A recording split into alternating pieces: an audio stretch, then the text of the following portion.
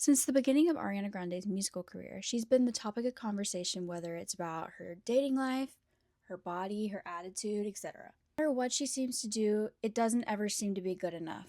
So, today I'm going to be breaking down the main controversies surrounding Ariana Grande and trying to figure out why everyone keeps trying to cancel her.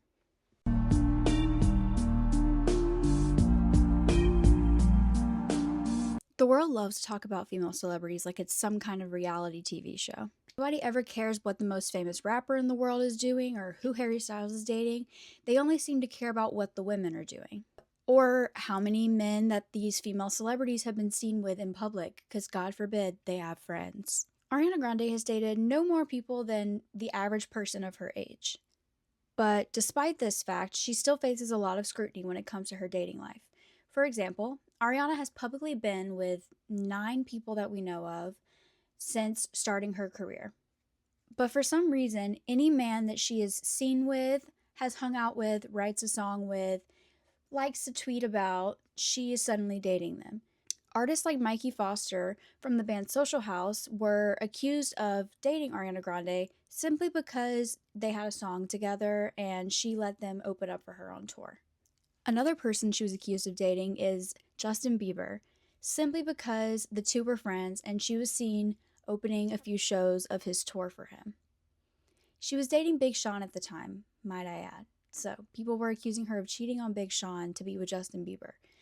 Mind you, they were just friends and she opened for a few shows on his tour. Grande is also referred to as a homewrecker because of the repeated pattern of her coming out of a relationship straight into another one, or her partners just getting out of one and then immediately jumping into one with her. The first time that this happened was in 2014 when Ariana Grande went public with rapper Big Sean. Big Sean had just broken off his engagement with actress Naya Rivera at the time that he had started dating Ariana Grande. Naya Rivera wrote in her book in 2016 that Ariana and Big Sean's relationship started off as an affair, but there are no other confirmations that this is true.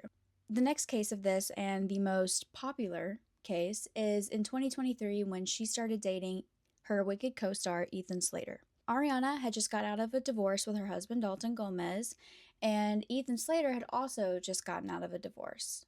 Many people were accusing Ariana Grande of being a homewrecker and that she's not a girl's girl because she broke up a marriage and took away a kid's father. But doesn't it's not just Ariana Grande's fault that her boyfriend divorced his wife and he happened to have a kid. That's not her fault. Even if it was an affair, it took two to tango. He has his own brain and he chose to participate if the affair rumors are true. So with that being said, let's break down the timeline of Ariana Grande and Ethan Slater's relationship. In 2022, Ariana and Ethan met each other on the set of Wicked. Later on in the year of 2023, Ariana had announced that her and her husband Dalton Gomez were going to be getting a divorce. It was something that had been in the works for a while, but they had finally come to the decision to separate. They made this official in July of 2023. That same month, Ariana was rumored to be dating her co-star Ethan Slater. I would also like to mention that Ethan Slater was single at this point. He had also just recently finalized a divorce with his ex-wife. At first, the two were reported by friends and tabloids that they were just hanging out and just kind of feeling out each other and enjoying each other's company. That is until September of 2023 when we first get a glimpse of them actually showing some kind of physical affection with each other in public. And Ariana and Ethan were seen at her favorite place, Disney World, and they were holding hands, which was their first public display of affection that anyone had at least reported on. In October of 2023, Ariana and her ex-husband Dalton Gomez finalized their divorce. Many people criticized Ariana for moving on so quickly and dating Ethan while she was still technically married to her husband Dalton Gomez. But many couples in real life will start talking to other people once them and their partner decide that they're going to get a divorce and they are no longer living together. Divorces take months and sometimes years to finalize, so just saying. There was also no bad blood between Dalton and Ariana at this time, and they both were respectful towards each other and they had a mutual love for one another. In December of the same year, Ariana posted one of her monthly photo dumps, and Ethan Slater happened to be in one of those pictures, which felt like a hard launch to a lot of her fans. Since the couple have gone public, they have been seen on dates, hanging out at home, hanging with friends, and even on red carpet premieres together. While to many people this timeline may seem fast paced, I don't know if it necessarily qualifies as home wrecking. Both parties were technically separated at the time of Ariana and Ethan's relationship starting. There are also no credible sources sharing that there was an overlap between the two relationships before either divorce was announced. And this video is in no way me causing shade or hate towards any of the parties involved or Ethan Slater's ex-wife. I can't imagine what she went through, and I wouldn't wish that on anybody. And I'm just kind of reporting on the facts that I've been able to find, and things that have credible sources and information to back them up. With that being said, a lot of the hate was fueled by a statement put out by Ethan Slater's ex-wife. She called Ariana Grande not a girl's girl and that her and her family were collateral damage. I can respect and understand how she feels. To the best of my knowledge, there was no overlap, and both parties were technically single or announced a divorce when the Ariana and Ethan relationship had started. While I'm not saying that anyone is completely innocent in this situation, I just think that trying to put the blame of a man's family falling apart or a man's decisions on a woman is completely insane and is something that is a repeated pattern in this industry. Ariana was not the only one involved in this relationship, but why is she the only one being blamed for it?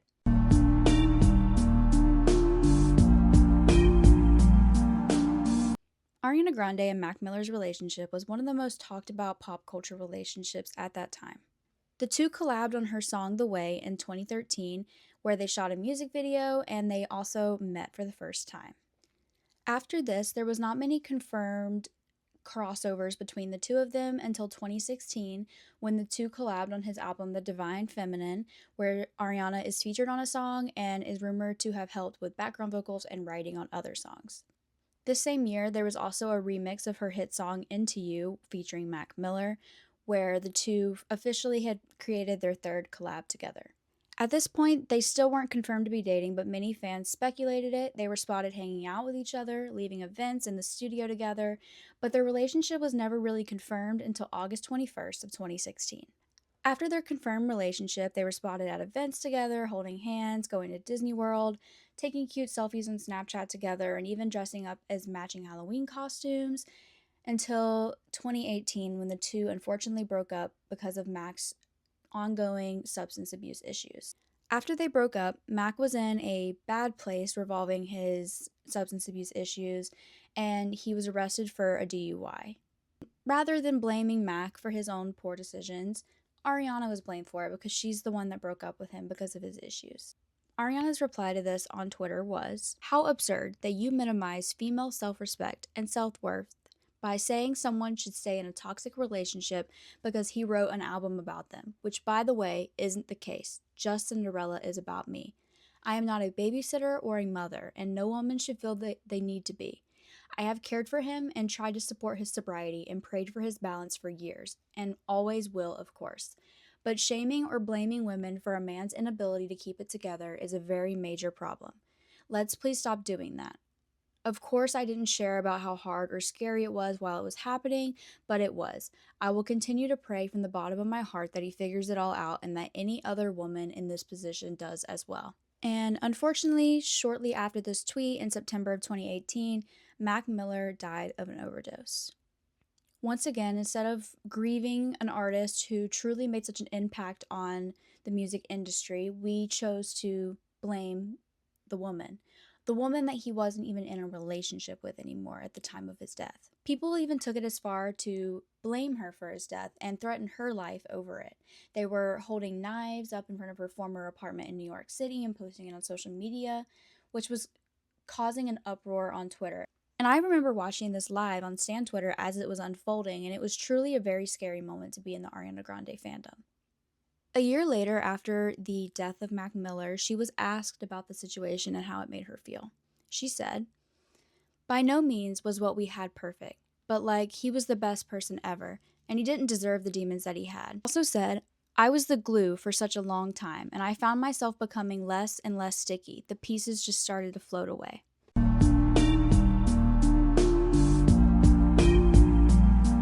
This part of the video is going to be about the ongoing comments and concerns around Ariana Grande's body in recent years, but honestly her entire career.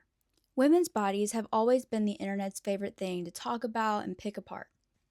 Ariana is far from the only person in Hollywood who faces scrutiny about her body, but in recent years at least, she is one of the most talked about, if not number one. Looking at Ariana, she's always been smaller bodied. That's just a fact.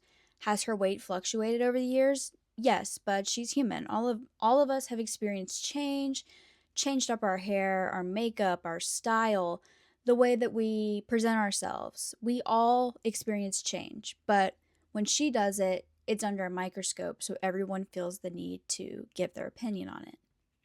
Currently, Ariana Grande has been under fire for promoting eating disorders. And speaking of that, who are we to say that she has an eating disorder when she herself hasn't come out and said it? Why are we discussing what issues Ariana has or what she may be going through? Because in my experience, bringing up the issues and talking about them in this way only makes them worse and fuels the fire. Most of the scrutiny revolving Ariana's weight came around 2024 when the Wicked press tour movie rollout started happening. Wicked was a very big movie, so a lot more attention was brought onto Ariana from people who had not been fans of her previously and even fans that have always been with her. And because of this newfound attention, she started getting a lot of comments on how she looked at these premieres. People weren't just taking pictures from these premieres and giving their judgments, they were editing the photos to make them worse and posting them on the social media so people would get a false idea of what she actually looked like.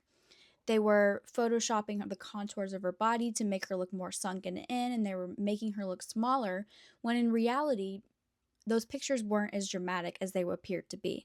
Another big thing was people were comparing her current body in 2024 to her 2018 body when she was at her worst mentally and physically. She has been through the ringer on both sides of the topic.